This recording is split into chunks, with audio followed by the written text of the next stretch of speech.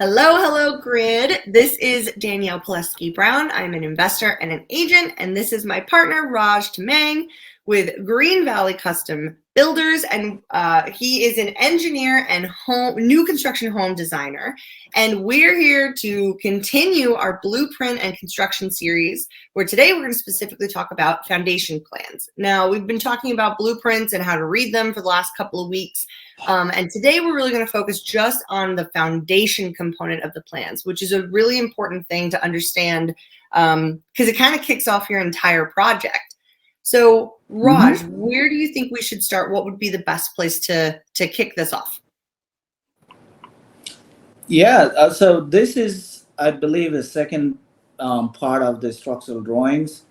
So last week, I think we talked about the structural notes, right? So we talk about, maybe I'll share a screen.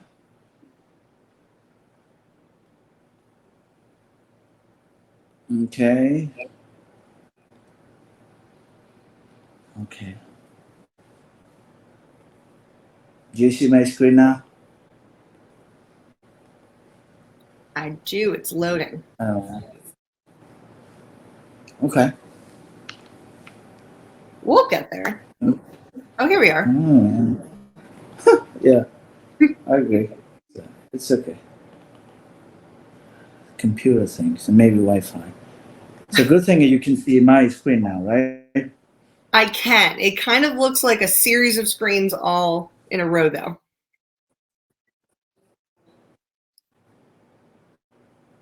I don't know what happened, man. You may have to switch tabs. So I don't know what you see here now.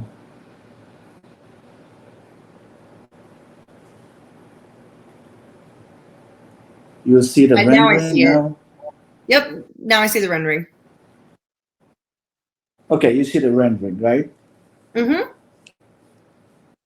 So this is the house. I just want to, before I dig into foundation plan, this is the house we've been talking, right? This is 2-story, 3-car garage. There's a full buried basement. And this is the back side. And like I said, this is a fully buried basement, so there's a basement. So this is the part of the foundation, the structural drawing. So this is structural notes that we talk. So you will see all the specification for the structure. So what kind of design project, design code you are using. You see 2015 Virginia Residential Code. All that information is here. Now, next page, this is the foundation plan. So if you remember, there's a slight difference between the basement plan and foundation plan. So basically, a basement plan is more like architectural term, and foundation plan is structural, right? So when you say basement plan, it's like a basement overall layout, what the doors and windows are, what the space planning look like, what the rooms are. But here you don't see any of that. You just see more like structural component of the house on the basement level, foundation level. And the foundation, if you will, is the one component because it's the one it's carrying your entire structure. So if you're not designing your foundation properly, of course your structure is not set, right? I call it for you, it's your foot, you make sure that foot is strong. Also your shoes. That's why shoes are so important for you, especially if you want to stay active, right? Of course. That's what I said is foundation plan. Yeah, go ahead. It's less of the fun stuff. And this is really where is this house going to be on the lot and what's holding up the house and how it's held together, right? It's the component of how the foundation itself is built. And it really breaks down that into detail because it's not every foundation. You don't just pour concrete in a hole, right? It's a lot more detailed than that. And this is what that breaks down. Yes. Correct. So of course, that there's a basement wall, concrete basement wall. It has a footing. Then you have to put a rebars. But again, you can't just go and pour the walls, concrete walls, whatever you want to. So that's all the component structural design. So this structural design is very important. You don't see it from outside. When the house is completely done, you don't see it. It's like a skeleton of human body. but it's there inside. That's the one actually holding your body, but people are only looking from outside. So that's Yeah. what I always look at this. And all this structural component, your foundation, your framing, all the beams and columns or footings are not properly designed, you have a beautiful house, but it's structurally not safe. That's not good. So it's all of them has to go together, right? It's structurally sound, but at the same time, beautifully designed to meet your requirements, because everybody's requirements are different, right? Some people may like traditional house, some people may like transition, maybe some people may like in modern homes. Not everybody likes the same, right? But Yep. that's all a part of it. It has to go side by side together. And I said it's structurally very important. Um, and this is the foundation plan is the one you will see how the footings are designed, how the footings are laid out, where the bearing walls are, because all the wall inside the house, let's say all the exterior wall, if you see all this concrete wall, I'm showing concrete wall, and you have interior walls too. Mm-hmm. So not all the interior walls are the bearing walls. The bearing walls means the Yeah. walls that are actually supporting the floor above, right? So So basically, some of in them this are just plan, precision walls. mm-hmm. So in this Yeah, plan, it's go not ahead. going to show any of the non-load bearing walls. It's showing just structural foundation walls, like things that are actually bearing load, correct? Correct. Only the bearing component. So only the bearing walls. You see the only the bearing walls, the beams and columns, footings. That's actually supporting the load. Other ones you don't Mm-hmm. see it here. Okay. So I'll give you example. Let's say on this one looks a little bit. If you look at this one, this is a 10-inch concrete wall, and you see this. Two lines on the side. Those are the projection for the footing. You see it. Mm-hmm. But again, if you really want to look at the section, you have to look at the detail, which we'll talk about that later. But I want to quickly show it anyway how the sections looks like. Um, so this is how a typical basement foundation wall looks like.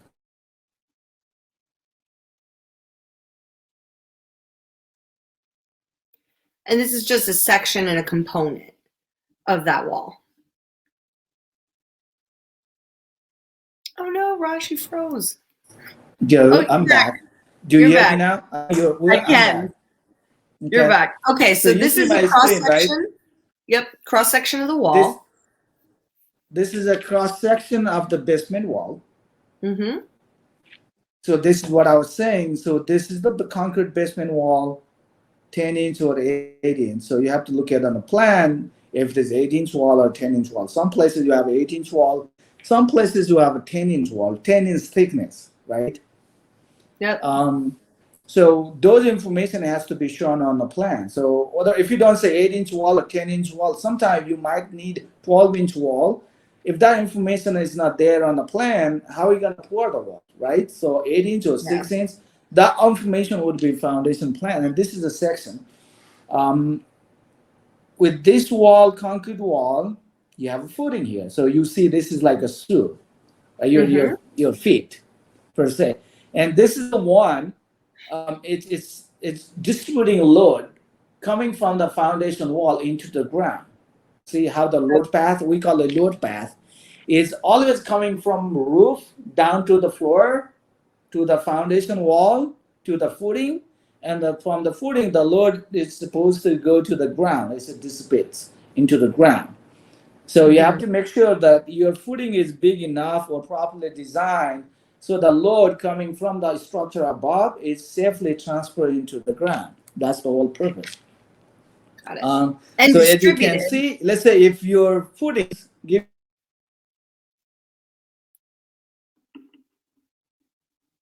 Oh no, you froze again, Raj.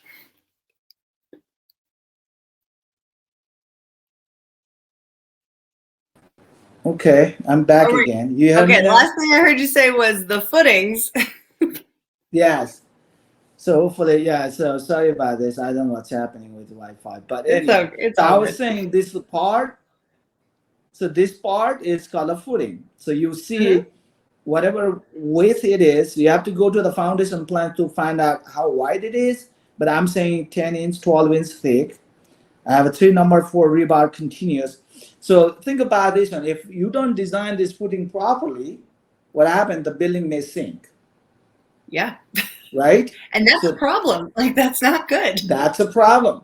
So two things Yeah. can happen. The having of building settlement is if the footing is not properly designed or the soil is bad, um, you might have a settlement.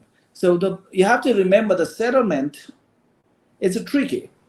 Um, it's called different. Let's say if your whole house is sinking 1 inch, maybe it's okay. Whole Yeah. house, entire basement, but that's not going to happen, unfortunately. It's Yeah. called a differential settlement. Means in one corner maybe 1 inch, in other corner no deflection, in other corner maybe half inch. Now your building is trying to settle with different, you know, height, right, depth, Yep. and that's not gonna work. So then that's you start seeing crack because one corner is trying to sink 1 inch, the other corner is half inch, another corner is no, maybe another one 2 inch. So that's called differential settlement is the bad. But like I say, if the whole building will settle at the same time, 1 inch, 2 inch, no problem. But that doesn't happen, right? So so to make sure that footing is properly designed, and at the same time, this concrete wall has the rebar. These are the vertical rebar. So we have this vertical rebar and horizontal rebar all properly placed. And the next section, I think after 3 or 4 weeks, we'll talk about these details, and I'll show you detail the purpose of these rebars and how often they have to put the spacing of the rebar Mm-hmm. and the location. If you look at this one, giving example, this is the let's say 8 inch concrete wall. I'm putting rebar on the inner side. You may say, why not outside? Why? How about I just put a rebar on the wall, whatever I want to? No, that doesn't work. We have to put exactly the way I'm showing, which is inside face of the concrete wall. You know? Mm. Yes. So let's going back to the foundation plan. So this is the foundation plan, right? And Mm-hmm. I'm saying, giving example, it's a note 6. So I'm going here, I have a note 6. See.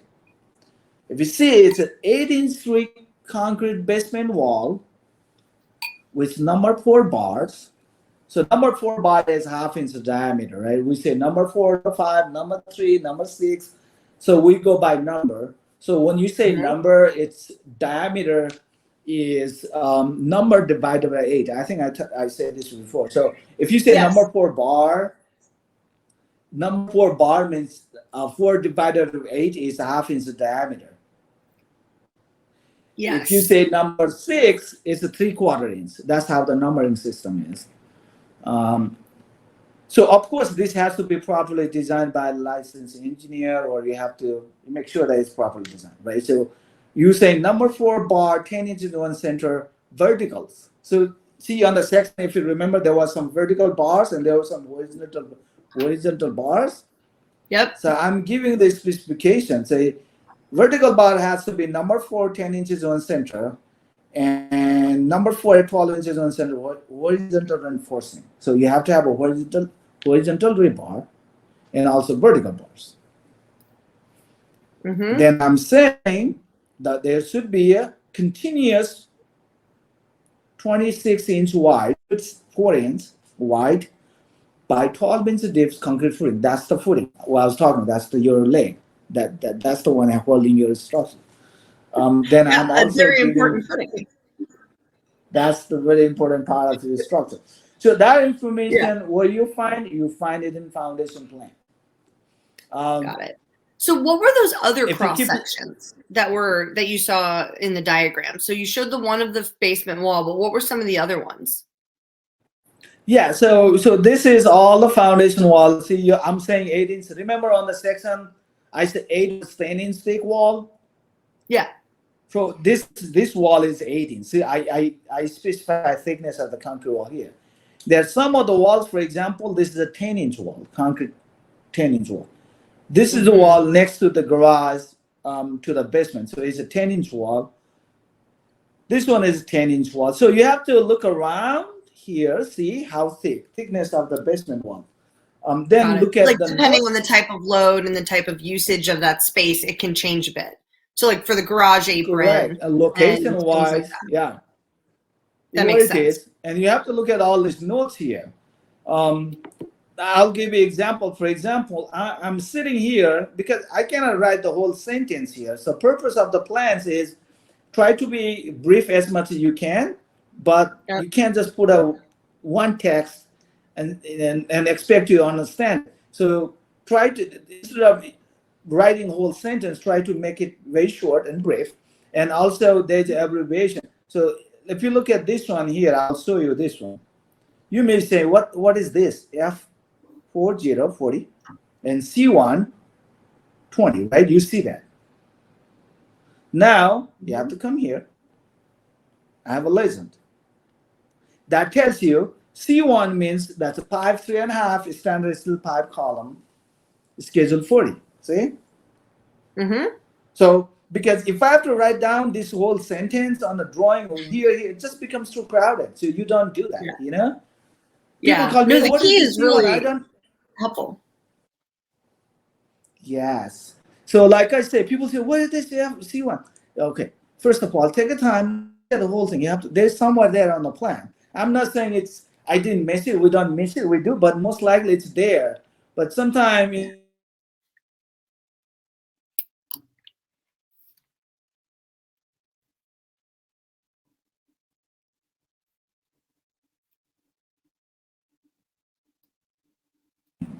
really hate. Here we go. I think I'm back. You hear me now?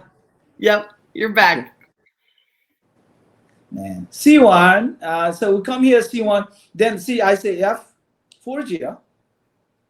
So you see here, that means F40, 4 feet by 4 feet by 12-inch thick concrete footing with a rebar, and look at that detail 2S2. So there is a detail 2S2. This is S1. So basically you have to look at this detail is there is a footing here, square footing, 4 feet by 4 feet. There is a steel column sitting on it. So whatever you have a steel columns, you have to have a individual footing for it, because steel column means most likely it's carrying a lot of load from above. Otherwise, you don't put a steel column in a building, right? But sometimes you have to, because the steel is definitely more secure than wood. Yep. Right? So then I said sense. on this detail, this is what that detail referring to. So if you look at this detail, I'm saying I have a steel column sitting on the footing. You know, I'm giving all the detail how to install this column, how to weld, what's the size of the plate, what's the anchor bolt. All the information is here. This one is 10 inch by 10 inch, half-inch thick base plate with 4 anchor bolts. And this is the oil. This column is welded to the plate, and the plate is anchored into the footing. This is right 4. Then you go up here. There's a steel beam. So of course the steel column is designed to support a steel beam. So the steel beam, and this shows how this steel beam is bearing on the steel column. There's a plate, 1/4 inch of plate underneath. There's a 4 bolts. So the steel beam is sitting on the plate, and the plate is sitting on the beam and on the column. And that has to be either welded or bolted. So you have to think about it. You cannot just put a beam, a steel beam on the column just like that. You know, it can move, right? So so you cannot. Then also unlike your wood framing, you can nail, but still you can't nail. So either you have to bolt or you have to weld. So the purpose is make sure that this steel beam is sitting on the column bolted so that it does not move. And same thing on the bottom too. So you have this base plate anchored into the footing so it doesn't move. And also there's a purpose. It's carrying a lot of load. It's carrying a lot of load, but all this the design of thickness and size depends on the design of this column. If you have, just give you an example. If you have a lot of load coming into this column, the column has to be stronger. So I say schedule 40 Schedule 40 is a standard column. It's not, if you sometimes hear this adjustable column, lolly column. Those adjustable means the height can be adjusted, but its capacity is much smaller than this standard column. I don't have any screw anything. It's just like directly welded. It's schedule 40. So if schedule 40 doesn't work, you have to do schedule 80 or strike strong. I don't know. There's still 80, but there you go strong and extract strong. So the capacity of the column itself is steel. They use steel. Is a different grade. Yeah. It's more stronger, or you can also use a wider, bigger one. Got it. So like schedule 40, schedule 8, that's the measurement of strength of that particular beam or the grade. Column. The grade. Correct. Okay. The grade. If you look at this one, schedule 40 column, you know. I don't know if you see it here, but maybe not. No, it's not working. It's not. The computer doesn't like me today, so that's fine. Right, then also when there is a bearing wall, interior bearing wall, and you have a thickened footing. So whatever the interior bearing walls, you have to put a different footing because it's taking the load from above. But the rest of the place, you just have a note one. That's just 4-inch concrete slab on grade. You just do 4-inch concrete slab on grade, but it will tell you properly how to pour this, the slab, what's the thickness, what's the wire mesh. So this is slab on grade, means this concrete slab is sitting on the ground. You pour on the ground, and when you pour it, I'm telling you how to pour it. There would be 4-inch thick concrete slab on grade. Then there's size 6. W1.4, 1.4 WWF. It has a meaning. I don't know, maybe too technical, but 6 by 6. This means that the wire mesh. You see the wire mesh is like 6-inch by 6-inch square, and it has a mesh. Has 1.4 is a square inch of the mesh, and while WWF, I think it's called welded something mesh, fabric mesh or something, WWF. And you have to place over 6 mil vapor barrier. The reason you have to put a vapor barrier is to make sure that moisture from the ground does not come up. So the vapor barrier is very important. So and also, so place the slab on 6 mil minimum vapor barrier on 4-inch granular brace. So you cannot just pour the slab on the ground. See, I'm telling you exactly detail how it should be. So I'm saying prepare the ground, then put a 4-inch gravel, thick 4-inch gravel, and put it, and then you have to put that 6 mil thickness at least vapor barrier, and put the wire mesh and pour the concrete. That's the sequence. There you go. Let's say if you don't have a wire mesh, 2 things may happen. You'll see crack. The concrete will crack. So it will even concrete will crack no matter what, but wire mesh will try to limit that crack. It's bonding together. So make sure that you have a crack. Make sure you have the wire mesh. And there's a different way of doing it. Sometimes you can do different type of mixture. That's a different. But the traditionally easy, cost-effective wire mesh. And like I said, if you don't have this 4-inch vapor barrier, the moisture may come in. Your basement, it depends. If you have high water table, water may even actually come through if you don't have this properly built. For sure. Yeah, and also that's why that's another thing is drainage. You have to have foundation drainage inside the house, outside the house, some pump. That's all part of it. But also you have to have this vapor barrier properly installed with the gravel. So the purpose of gravel, I can tell you, the reason why you have to have a gravel, like I say, you have to prepare the ground, make sure it's all compacted and good. Then you have to put 4-inch gravel. Then you have to put the plastic. The reason the gravel is, if there's a moisture coming down from the ground, that gravel looks like a barrier, almost like it's like because you have to remember the moisture will not come to the ground, right? So you're Yeah. almost trying to create that barrier so that moisture cannot travel. But also you have to remember that some of the moisture can still come through. Okay, that's called. This is more like physics. Is if you have a smaller plastic tube, or a glass tube, and Yeah. if you dip it into the water, you will see there would be like water will be coming up like maybe a half inch, 1 inch up. It will rise up inside the tube. Yeah. That's called a capillary action. That's a part of the physics. Since you Yeah. created, because there's a moisture below ground, then you have this gravel has a tiny tube almost. So some of the water may come up, okay, a little bit. But it's not gonna be, if you don't have the gravel, all the water is coming into the vapor barrier, and if vapor barriers are not properly installed, they have a holes, the moisture is right up into the concrete environment. But like I said, you are being more safer now, right? So now Yeah. you have that 4 inch of gravel, so not the water, even if there's water, not gonna come up. And then even if it may come because of the capillary action, like I said, because it has a smaller void between the gravels. Now you have a plastic, so you're like fully covered. Mm-hmm.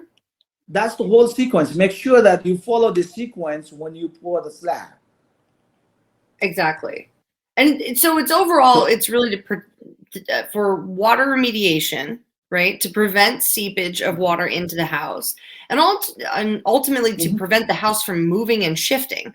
Like there's a lot of science in just this plan alone. There's so much science of how this house is going to stay up, not move, not get wet on the inside. Like yeah, there's so many components of it. It's very interesting how all of this fits on like one page. I think it's it just very does. brilliant how this is written out.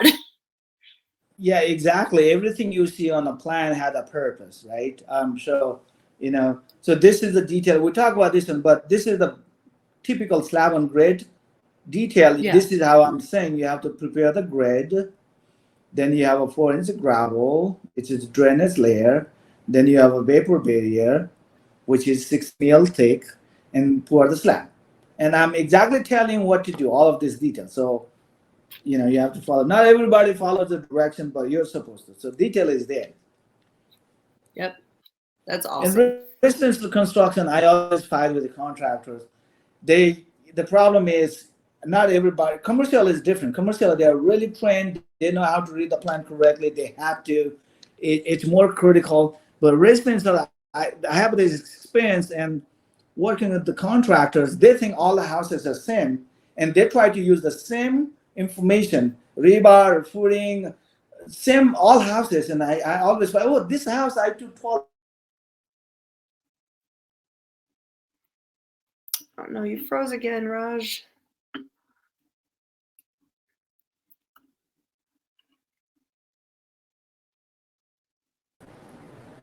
You're back now? You're back. So that one part. Okay, I'm But back. yeah, every Exactly. contractors can sometimes go on autopilot, and it's really Yeah. important to know, like if you're building your own house or if you're developing a new property, that you are, as the developer, as the owner, as the builder, whatever role you play in that project, that you really make sure that it's being followed to a T, because it's very important and it can really compromise the structural integrity of the entire project if things are not done in the way that they're really outlined on here. Not to mention later when you go through and you're trying to have all of your inspections done, the inspectors are going to notice if you don't do it the way that it says on the plan, right? Because they're going to reference the plan that you submitted to them, not vice versa. You told them we're going to build it like this. You have to build it to that plan and to those specs. So really lean in and make sure that things are happening with your contractors. Sometimes there can be some confusion. It's always good to review with them. But this has been incredibly helpful as always. And every time we do this, I feel like I'm learning so much more about, because like I look at plans all the time, right? I get sent plans, permit plans for possible purchases or sales for clients that I'm working with constantly. And I've always had a gist of what was going on, but this detail has been really enlightening for me as someone who's not an engineer, not a builder, but I do develop properties and I do help other developers and investors do that. So this has been really critical to my understanding of, well, what can be done and what should I be looking at and how do I decipher all of this? Because this is like very detailed. So thank you so much. Yeah, one of the things I would say. Yeah. Yeah, like I said, we're almost there now, time-wise. But some of the things you have to watch out. If there's still columns, you have to have a footings there. If the bearing wall, you have to have footing. So if you look at this corner side, there's the area way. You see what's going on in this corner because there's the area way. Usually, if you have a fully bedded basement, you want to have access to basement from outside. Then usually there's an area way on the back, and I'm telling you exactly how to build this area way. There's a section cut here, section cut here. Look at it. It's information is here. And also this corner, if you look at it, what's going on here, this is actually bedroom. So when you have a bedroom in the basement, you have to have an egress window. We talked about this one before. And when you have egress window, this is a concrete-based egress window. Sometimes you can have prefabricated one, but the concrete is definitely looking nicer and stronger. So I try to do concrete window well. So this is the window well for the concrete. The window is, and I'm exactly telling all the sections. You just have to cut the section. You have to look at the sections, and you'll see all the information. Let's say on the back side at the last, you'll see some of the footings. These are the footings for the deck, and I have a covered porch upstairs. So whatever the post is, wood post, these are usually 6x6 posts. I'm telling what is the thickness of the footing, all that information, and I have some details too. So I'm giving you 3 ways how you can put in for the deck post or porch post. These are the 3 different ways of pouring footing, and also there's 3 different ways of connecting the wood post into the beam. And these are mostly for a deck. And for the deck, I would say, almost all the counties in U.S., you can go their county website and just type in, deck construction guide. They always have something, So we can talk about that when we come to a framing plan, floor framing plan. I think next week we'll talk about floor framing plan. And usually floor framing plan, you have on a house like this, you have a first floor framing plan and second floor framing plan. Then after that, we'll talk about roof, which is a roof framing plan. So that's it for me today. Awesome. Well, thank you so much. And actually, we're going to talk about floor framing plans next week. So if you have any questions regarding that, please leave them in the comments, and Raj and I will make sure that we answer those next week when we talk about floor framing. Well, have a wonderful week, Raj, and thanks so much. Bye. Yeah, you too. Bye-bye.